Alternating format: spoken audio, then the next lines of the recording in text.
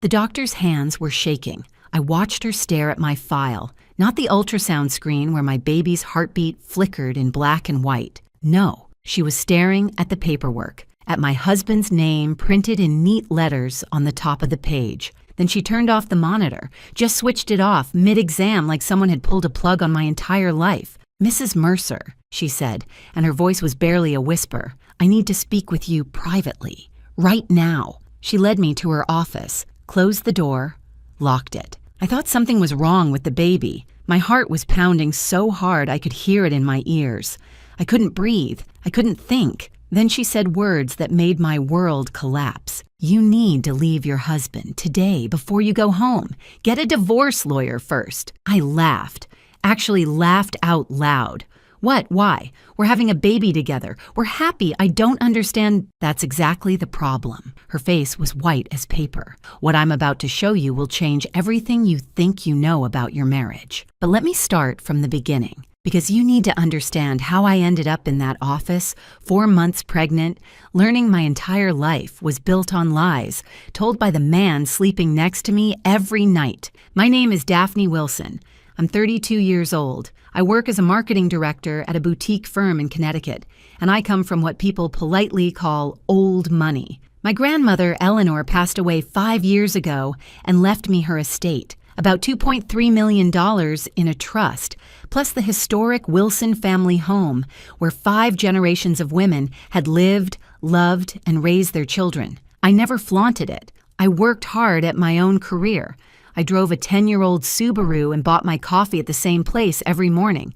The inheritance was security, not identity, but it made me a target. I just didn't know it yet. I met Grant Mercer 4 years ago at my family's annual charity gala. The Wilsons had hosted it for decades. That year, I was standing at the bar trying to escape a conversation with a man who'd asked about my financial situation within 3 minutes of meeting me. Subtle, right? Then Grant appeared. Tall, dark hair, easy smile.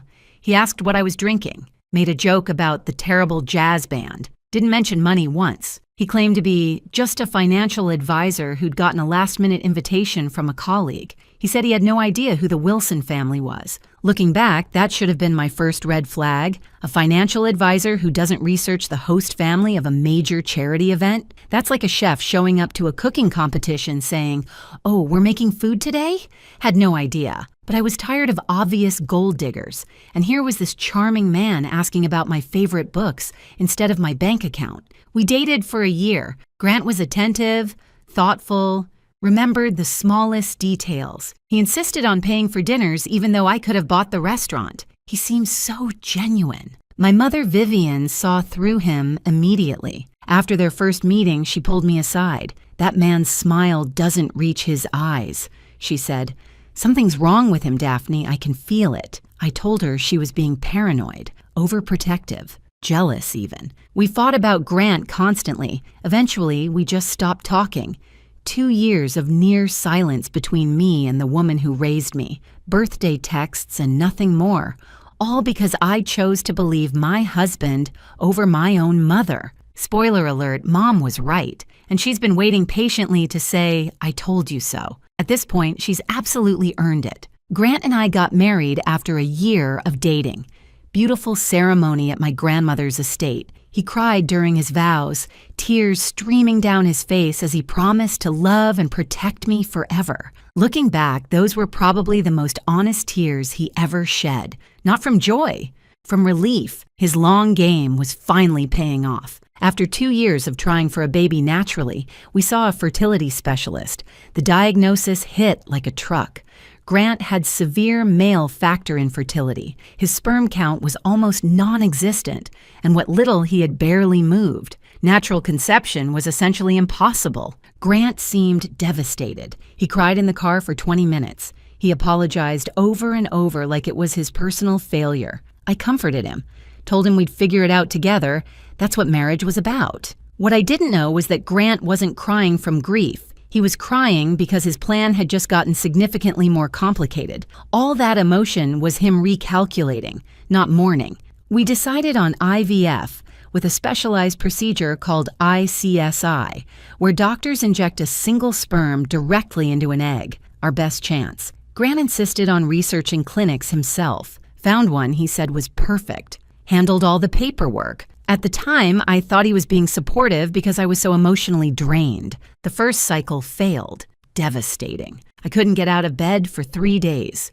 Grant held me, whispered encouragement, promised we'd try again. The second cycle, 7 months ago, worked. Positive pregnancy test. 2 pink lines that changed everything. I cried happy tears. Grant held me close, already talking about nursery colors and baby names and the future he'd always dreamed of. Then, casually, he mentioned I should update my will. Now that we're a family, he said. I thought it was sweet, practical, the kind of thing a good husband thinks about. I had no idea he was already counting my grandmother's money as his own. Everything seemed perfect. The loving husband, the baby on the way, the life I dreamed about since I was a little girl playing with dolls in my grandmother's garden. I had no idea that in just 3 months, a stranger with trembling hands would show me documents that would burn my perfect life to ashes. And I had no idea that the fire had been set by the man sleeping next to me every single night. Before we continue, if you're enjoying this story, please hit subscribe and tell me in the comments where you're watching from and what time it is there. I read every single comment and it truly means the world to me. Now, back to the story. 4 months pregnant and something had shifted in my marriage. Small things at first. The kind of things you notice but explain away because the alternative is too painful to consider. Grant started keeping his phone face down on every surface. New password I didn't know. He'd step outside to take calls, come back saying it was work stuff, and change the subject before I could ask questions.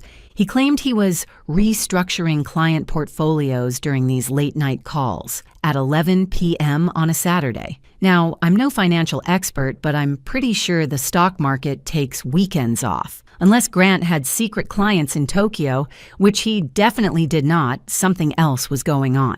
The late nights at the office multiplied. 3 times a week, sometimes 4. He wouldn't come home until midnight. He's a financial advisor, not an emergency room surgeon. What could possibly require that kind of schedule? I found receipts. A restaurant downtown I'd never been to.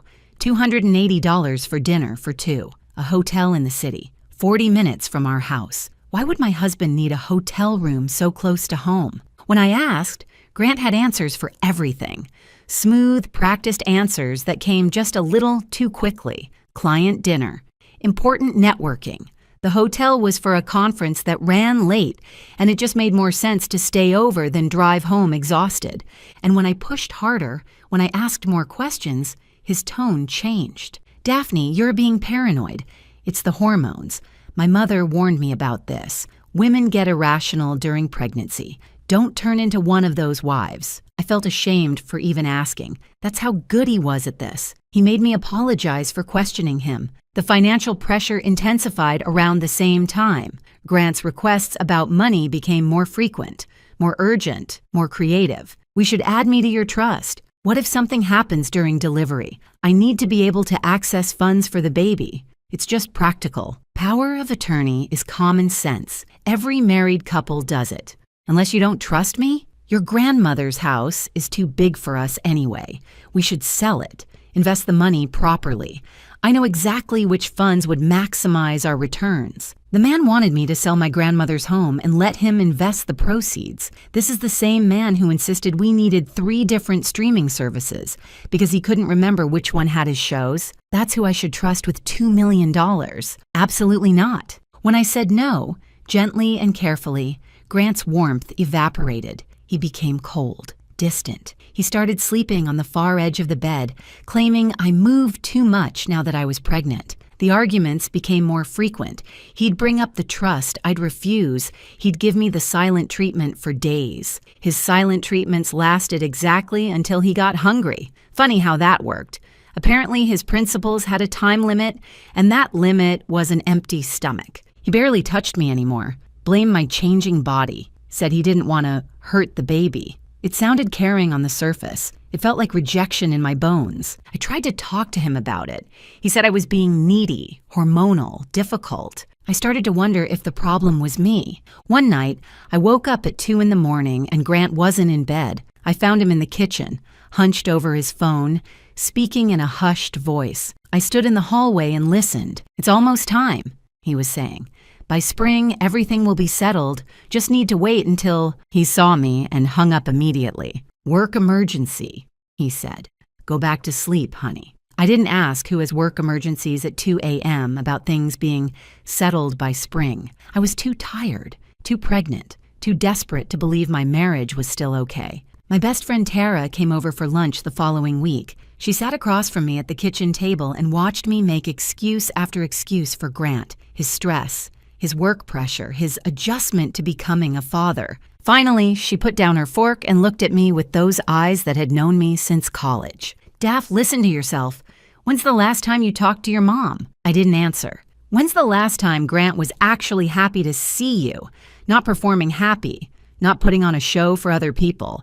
Really genuinely happy to see you walk through the door?" I couldn't answer that either. "Trust your gut," Tara said. "Something is wrong here." I told her she was being dramatic, but that night I couldn't sleep. I kept thinking about Grant's phone, always face down, his late nights, his sudden obsession with getting access to my money, the way he looked at me sometimes when he thought I wasn't paying attention, like I was a math problem to solve, not a person to love, 4 months pregnant.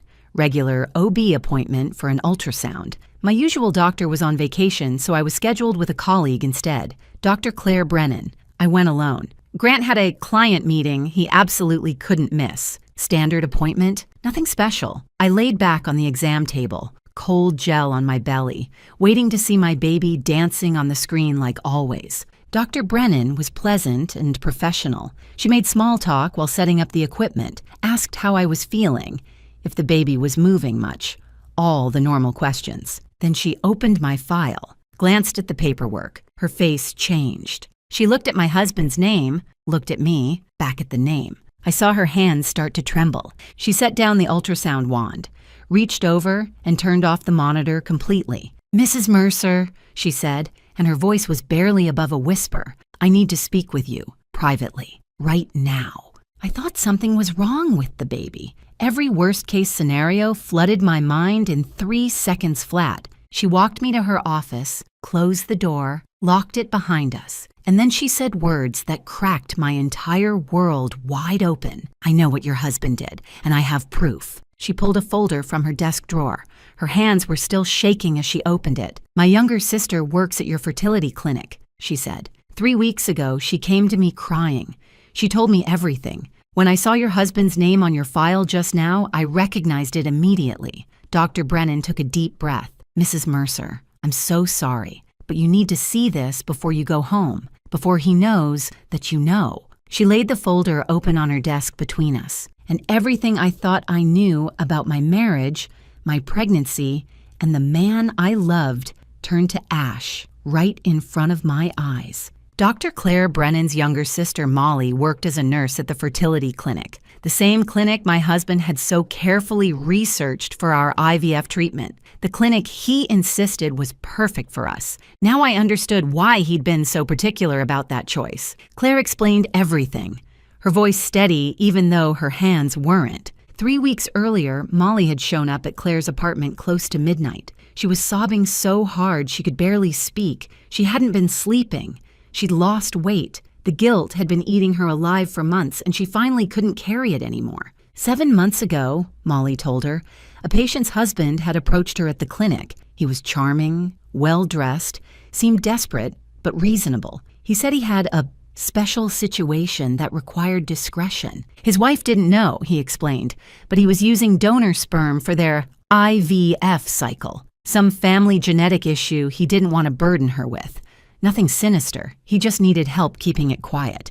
He'd pay well for the assistance. $30,000 for a nurse making $52,000 a year, drowning in student loans and credit card debt. It was impossible to refuse. Molly helped switch the samples. Grant's sperm, which couldn't have produced a pregnancy anyway, was replaced with sperm from a paid donor. The embryologist was in on it too. Grant had approached him separately with another payment. Between the two of them, the switch went undetected. The embryologist told Molly not to worry. The husband knows what he's doing. It's not our business what arrangements married couples make. But it ate at Molly, especially when she saw in the clinic records that the pregnancy was successful. Somewhere out there was a woman carrying a baby she believed was her husband's child, and it wasn't. The guilt destroyed her. She couldn't look at herself in the mirror. She called in sick constantly. She started having panic attacks at work. 3 weeks ago, she finally broke. She told Claire everything. I sat in that office listening to Dr. Brennan explain how my husband had spent $50,000 to frame me for cheating on him. $50,000. That's more than he spent on our entire wedding, including the honeymoon. I guess I finally knew where his real priorities had always been, and they definitely weren't the open bar. But there was more, so much more. Claire laid out the complete scheme. The plan Grant had been building piece by piece for over a year. Phase 1 was already complete. Bribe the clinic staff, switch the sperm samples, make sure everyone stays quiet. Phase 2 was also complete. Wait for a successful pregnancy. Play the devoted, excited father-to-be. Build the perfect image. Phase 3 was planned for after the baby was born. Grant was going to have the embryologist alter the clinic records. The paperwork would be changed to show that our second IVF cycle failed. That way, it would appear we had conceived naturally afterward. Phase 4 was the trap. After the birth, Grant planned to suggest a DNA test. He'd frame it as something sweet and sentimental, proof of fatherhood to hang in the nursery, a celebration of our family. And Phase 5 was the kill shot. When the DNA test proved he wasn't the biological father, and when the medical records showed we had conceived naturally, he would have all the evidence he needed. His wife had cheated on him. The baby wasn't his. He was the victim. Our prenup had an infidelity clause. This is common in wealthy families, protects the assets. If one spouse cheats, they owe the other spouse $500,000 in penalties, plus the cheating spouse forfeits any claim to the other's property, plus the wronged spouse can sue for additional emotional damages. Grant's endgame was crystal clear. He would walk away with $500,000 minimum, he'd destroy my reputation, he'd probably get more in a lawsuit, and I would have been so devastated, so confused, so desperate to protect my child that I wouldn't have fought back effectively. He was counting on my shame to make me compliant. He almost got away with it. Dr. Brennan pulled more documents from the folder. Molly had saved everything. Original sample records showing the switch, the donor's ID number, payment records that could be traced to accounts Grant controlled. There were even email communications between Grant and the embryologist. They thought they were being clever, using personal email accounts and vague language. But there was enough, more than enough. Molly had also tracked down the donor. His name was Derek Sykes, a 28-year-old graduate student who'd been paid $15,000 in cash. Normal sperm donation pays maybe $100, sometimes $200. $15,000 should have been a massive red flag, but student loans don't pay themselves. Derek was told it was a private arrangement for a couple who wanted extra discretion. He had no idea he was part of a fraud. When he found out, he was furious and willing to cooperate. There was one more thing, Claire said carefully, something her own research had uncovered. Grant Mercer had $180,000 in gambling debts. He'd been gambling for years.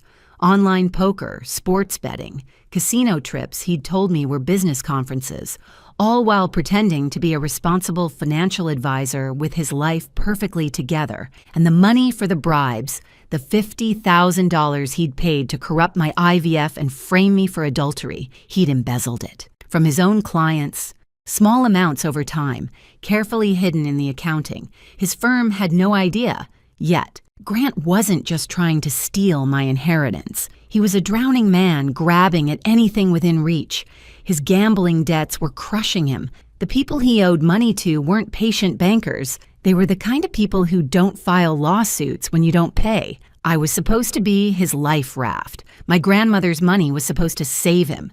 And he was willing to destroy me completely to get it. I sat in that office for a long time. The papers spread out in front of me, the truth burning a hole in my chest. Shock came first, cold, paralyzing shock, then disbelief. I kept reading the documents over and over, looking for some mistake, some misunderstanding that would make everything okay again. Then the pieces started clicking together. The late nights, the secret phone calls, his obsession with accessing my money, his careful, calculated attention when we were dating. He'd researched me before we ever met. The charity gala where we accidentally bumped into each other wasn't an accident at all. He knew exactly who I was and what I was worth before he ever said hello. The way he cried at our wedding, those tears I thought came from joy. They were tears of relief. His long con was finally paying off. And my mother, Vivian, who I'd pushed away for 2 years, who I'd called paranoid and jealous and overprotective. She'd seen through him in 5 minutes. His smile doesn't reach his eyes. She tried to warn me. I chose him over her. I thought about crying. I thought about screaming.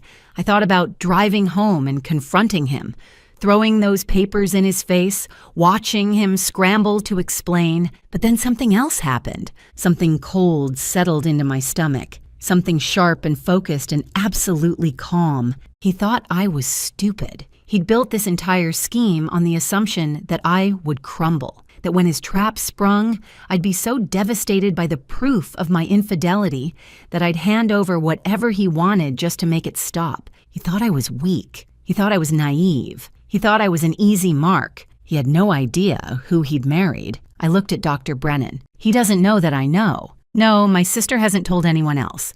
And I only connected you to the case when I saw your file today. Good. I gathered the documents carefully. I need copies of everything. And I need you to connect me with Molly directly. What are you going to do? I stood up. My hand rested on my belly, on the baby who was completely innocent in all of this, a child who didn't choose their biology, a child I already loved, regardless of DNA tests or donor IDs, or any of the ugliness swirling around their existence. My husband thinks he's been playing chess, I said. He thinks he's 3 moves ahead. He thinks he's already won. I straightened my shoulders. He's about to find out I already flipped the board. I drove home from that appointment with my face carefully neutral, hands steady on the wheel, breathing even, just in case. Grant had installed security cameras around our house 2 years ago. At the time, he said it was for protection. Now I wondered if it was surveillance, if he watched the footage, if he was tracking my expressions, my movements, looking for any sign that I suspected something. So I gave him nothing. He was waiting when I got home, standing in the kitchen with that smile that didn't reach his eyes. My mother's words echoed in my head, 2 years too late. "How was the appointment?" he asked. "Is the baby okay?" I smiled back, walked over and hugged him, showed him the ultrasound photo Dr. Brennan had printed before everything changed. "Perfect," I said. "Everything's absolutely perfect. I deserve an Oscar for that performance." I smiled at him over dinner while mentally calculating how much his bail would be. I asked about his day while picturing him in an orange jumpsuit. I even laughed at his joke about baby names. It wasn't funny at all, but I committed to the role like my life depended on it. Because in a way, it did. I apologized for being paranoid lately, blamed the hormones, used the exact same excuse he'd thrown at me for months. His whole body relaxed when he heard it. The tension in his shoulders melted away. He thought he was still winning. He thought his plan was still on track. That night, he slept soundly beside me. I lay awake until 3 a.m, staring at the ceiling, planning his destruction. The next morning, I called in sick to work. Then I drove 2 hours to a different city, checking my mirrors constantly to make sure I wasn't followed. Paranoid? Maybe. But I'd earned that paranoia. I found a private investigator named Rosalind Weaver, ex-police detective, 15 years on the force before going private. No-nonsense attitude, sharp eyes, the kind of woman who'd seen everything and wasn't impressed by any of it. I told her everything. She listened without interrupting, took notes, and when I finished, she smiled like a shark who'd just spotted a bleeding swimmer. "Your husband made a lot of mistakes," she said. "Arrogant men always do. Give me 2 weeks." She had results in 10 days. Grant's gambling debts totaled $180,000. He owed money to online betting sites, underground poker games, and a few private lenders who definitely didn't file paperwork with the IRS, the kind of creditors who get very creative when payments are late. The embezzlement was confirmed. Approximately $53,000 missing from client accounts at his firm, siphoned over 18 months through small criminal transactions designed to avoid detection. His bosses had no idea, yet. And then there was the affair. 8 months. His assistant, hotel rooms, romantic dinners, weekend getaways disguised as business trips. Rosalind had photos, text messages, credit card receipts, the whole pathetic collection. His assistant. Of course it was his assistant. How completely unoriginal. I was almost insulted by the cliché. If you're going to destroy your marriage, at least show some creativity. Having an affair with your assistant is literally chapter 1 of the Cheating Husband Handbook. Not that such a handbook exists, but if it did, Grant would have highlighted that page. Rosalind found something else too. This wasn't Grant's first attempt at landing a wealthy woman. 5 years ago, he'd dated someone in Boston, Caroline Ashford. Family money, trust fund, the whole package. They were together for 8 months before she discovered financial irregularities in a joint account he'd convinced her to open. She ended things immediately, but was too embarrassed to press charges. Rosalind tracked her down. Caroline was more than willing to provide a statement now. She'd always regretted letting him walk away clean. I met with Molly Brennan in secret, a coffee shop an hour from town where nobody would recognize either of us. She looked terrible. Thin, pale, dark circles under her eyes. The guilt had been eating her alive. She started crying the moment she saw me sit down. "I'm so sorry," she kept saying. "I knew it was wrong. The money, and he was so convincing, and I thought maybe he really was just trying to protect you from some genetic issue," and I stopped her. "I need to know one thing. Are you willing to testify? Officially? On the record?" She nodded without hesitation. "I'll tell them everything. I should have gone to the police the day after it happened. I was just so scared of losing my license, my job, everything. But yes, whatever you need, I'll say it under oath." I looked at her for a long moment. This woman had helped my husband try to destroy me. She'd taken $30,000 to participate in fraud. By any measure, she was complicit. But Grant had manipulated her the same way he'd manipulated me. He'd found her weakness and exploited it. He was the architect. She was just a tool. "Don't be scared anymore," I told her. "You're not the villain in this story. He is." The embryologist, once he learned Molly was cooperating and had kept records, developed a sudden and convenient conscience. He gave his own statement to Rosalind. He was terrified of losing his medical license and going to prison. He'd say whatever we needed to put Grant away. The hardest call I made was to my mother.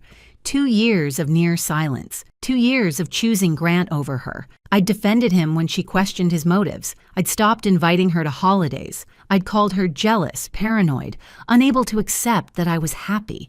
And she'd been right about everything. The phone rang twice before she picked up. "Daphne?" Her voice was cautious, hopeful, like she'd been waiting for this call for 2 years but didn't want to jinx it. "Mom!" My voice cracked on the word. "You were right.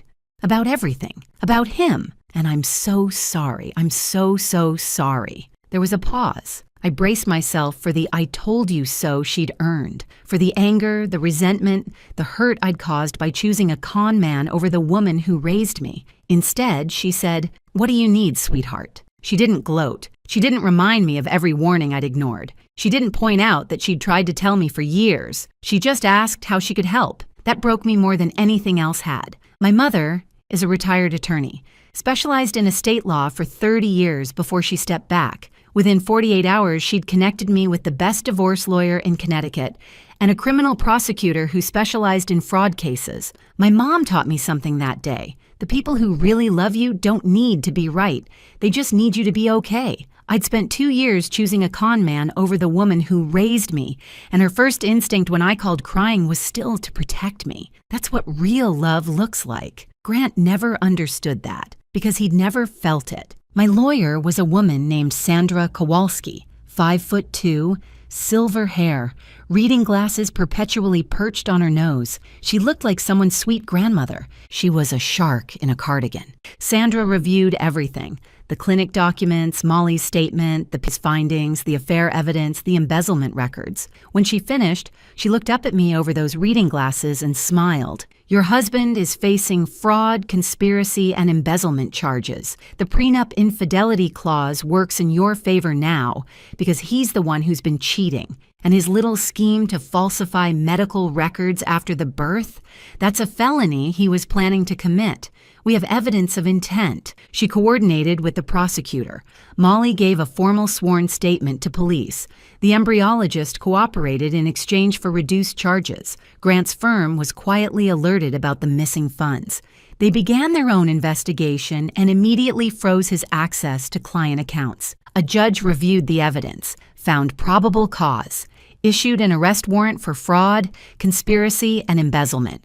My lawyer called it a formality at this point. I called it the best piece of paper I'd ever seen in my life. 8.5 by 11 inches of pure karma. 6 weeks after that ultrasound appointment, I suggested to Grant that we throw a celebration, a baby moon party at my grandmother's estate. Both families, close friends, an afternoon garden gathering to celebrate the baby coming soon. His eyes lit up like Christmas morning.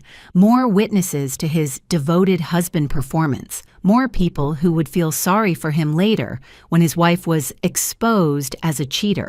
More fuel for the sympathy he was planning to milk. "That's a wonderful idea," he said, kissing my forehead in that gentle way that used to make me feel safe. "Let me help plan everything." No. I patted his chest. "You've been working so hard lately. All those late nights at the office.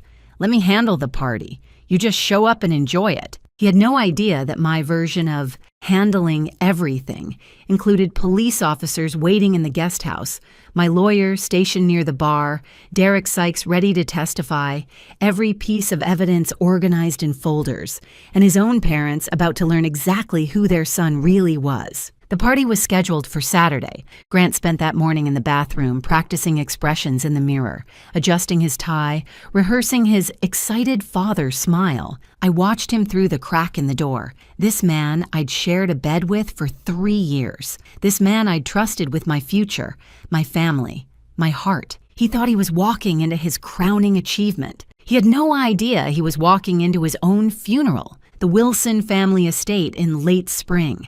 My grandmother's gardens in full bloom, 50 years of careful cultivation bursting with color, white tents on the back lawn, champagne chilling in silver buckets, flowers arranged on every table, a string quartet playing softly near the rose bushes, 50 guests milling about in their Sunday best, family, friends, colleagues. Grant's parents had driven up from Maryland, so proud of their successful son and his beautiful pregnant wife. My grandmother would have loved this party. She also would have seen through Grant in about 30 seconds flat. But that's grandmother wisdom for you. The older generation has a radar for phonies that the rest of us have to develop the hard way. Grant was in his absolute element, working the crowd like a politician at a fundraiser. Handshakes, backslaps, that charming laugh he'd perfected over years of practice. His hand kept finding my belly for photos. Every time someone pointed a camera, there he was, the devoted father-to-be, gazing at me with what looked like adoration. He was so good at pretending to be human, I almost felt sorry for him. Almost. The feeling lasted approximately 3 seconds before I remembered the $50,000 he'd spent trying to destroy my life. Sympathy evaporated pretty quickly after that. Grant's mother kept dabbing her eyes with a handkerchief. I always knew he'd make a wonderful father, she told anyone who would listen. Such a good boy, such a caring husband. His father walked around shaking hands, chest puffed out, proud of the family Grant was supposedly building, the legacy continuing.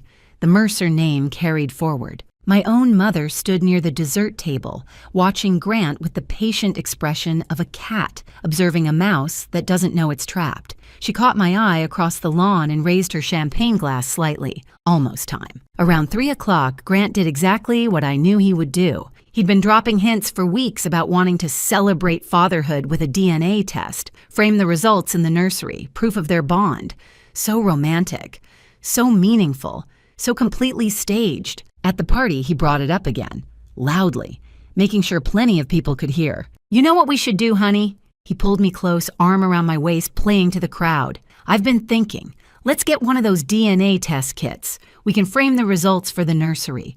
Proof that daddy and baby are connected forever. Wouldn't that be special?" Several guests made awe sounds. His mother dabbed her eyes again. I pretended to hesitate. Oh, I don't know. That seems like a lot of trouble. Come on, it'll be amazing. We could even open the results right here, right now. Make it part of the celebration. What do you think, everyone? Encouraging murmurs from the crowd. Someone said, "How sweet." Someone else mentioned they wished their husband was that thoughtful. Well, I looked around, playing the shy wife. If everyone thinks it's a good idea, Grant was practically glowing. This was his moment. The trap he'd spent over a year building was about to snap shut. He could already taste my money, my humiliation, my destruction. He just didn't realize whose neck was in the trap. If this story has you on the edge of your seat, please hit that like button. I love hearing your thoughts in the comments. Now let's get to what you've been waiting for. Instead of pulling out a DNA kit, I walked toward the small platform we'd set up near the fountain, the one meant for toasts and speeches. I picked up the microphone. Grant smiled up at me from the crowd, champagne in hand. He was already rehearsing his shocked, devastated face, practicing the tears he'd cry when the truth came out about his cheating wife. "Thank you all for coming today," I said, my voice carrying across the lawn. "This party is supposed to be about celebration, about family, about truth." I found Grant's eyes in the crowd. "My husband said he wanted to reveal something special today, so I'm going to help him do exactly that." His smile flickered, just for a second, the first crack in his performance. I reached under the podium and pulled out a folder. 3 months ago, I learned something about my husband that changed everything I thought I knew about my marriage. I want to share it with all of you today because Grant is right. This should be about truth. Grant's smile was frozen now.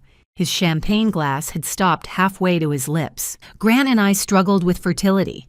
His diagnosis meant natural conception was impossible for us. So we did IVF at a clinic he chose. I held up the first document. These are the records from that clinic. The original records, before anyone had a chance to alter them. I let that word hang in the air. Original. Grant's face went pale. These records show that my husband bribed 2 clinic employees to switch his sperm sample with donor sperm. He paid $30,000 to a nurse. He paid the embryologist. And he paid $15,000 to a young man named Derek Sykes. I gestured toward the edge of the crowd. Derek stepped forward, a 28-year-old grad student who'd thought he was helping an infertile couple, not participating in fraud. To provide the sperm that was used to conceive my child, without my knowledge, without my consent. Gasps rippled through the crowd. Grant's mother grabbed his father's arm. Someone dropped a champagne glass and it shattered on the patio stones. "My husband's plan was simple," I continued. "Wait until our child was born, demand a DNA test, and when the results proved he wasn't the biological father, which he already knew would happen, he would accuse me of having an affair." I held up more documents. "Our prenup has an infidelity clause. If I had supposedly cheated, I would owe him $500,000. He could sue for additional damages. He could destroy my reputation. He could take everything my grandmother left me and walk away." Grant found his voice. It came out strangled, desperate. "Daphne, honey, this is insane. You're confused. It's the pregnancy, the hormones. You're not thinking clearly." "I'm not finished." My voice was ice. The crowd went silent. In addition to bribing the fertility clinic, my husband embezzled approximately $50,000 from his clients at his firm to fund this scheme. I looked at a man standing near the bar, Grant's boss, who'd been quietly invited. His firm is now aware and investigating. Grant's boss set down his drink. His face said everything. My husband also has $180,000 in gambling debts, money he owes to people who don't take late payments kindly.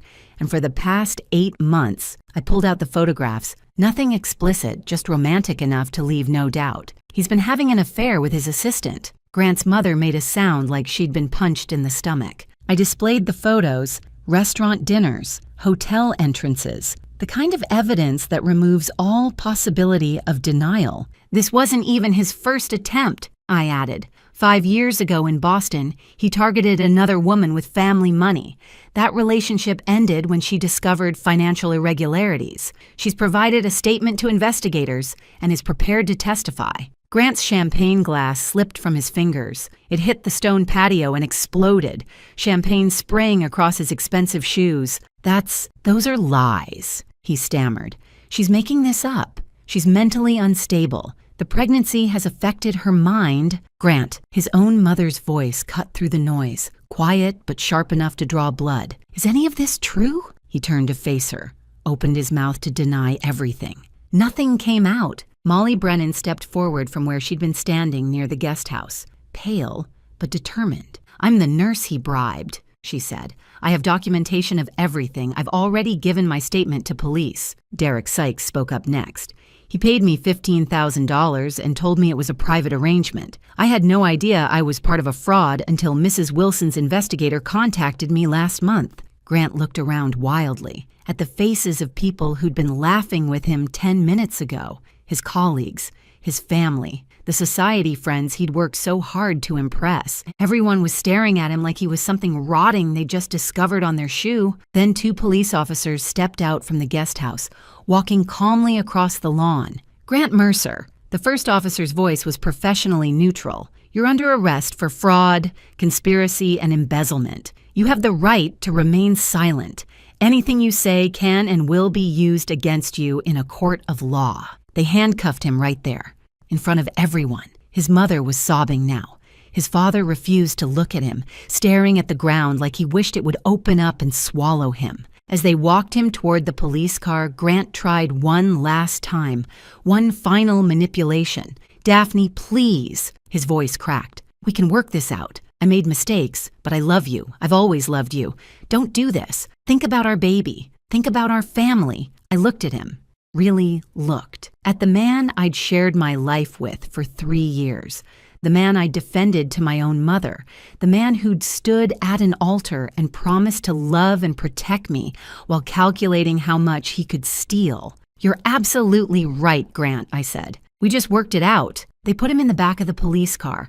I watched it drive away down the long gravel path, past the gardens my grandmother had planted half a century ago, through the iron gates of the property Grant had wanted so desperately to own. 50 guests stood in absolute silence. Then my mother walked up and put her arm around my shoulders. I'm proud of you, she said quietly. Your grandmother would be too. And for the first time in months, I took a full breath. Grant was denied bail. Flight risk, the judge said. Between his gambling debts and the people he owed money to, there was too much chance he'd disappear. Those gambling creditors got very interested very quickly once the arrest made the news. They'd been patient while Grant had a wealthy wife. That patience evaporated the moment they realized the money train had derailed. His affair partner, the assistant he'd been sneaking around with for 8 months, resigned from his firm the morning after the party. Didn't even clean out her desk. Just sent an email and vanished.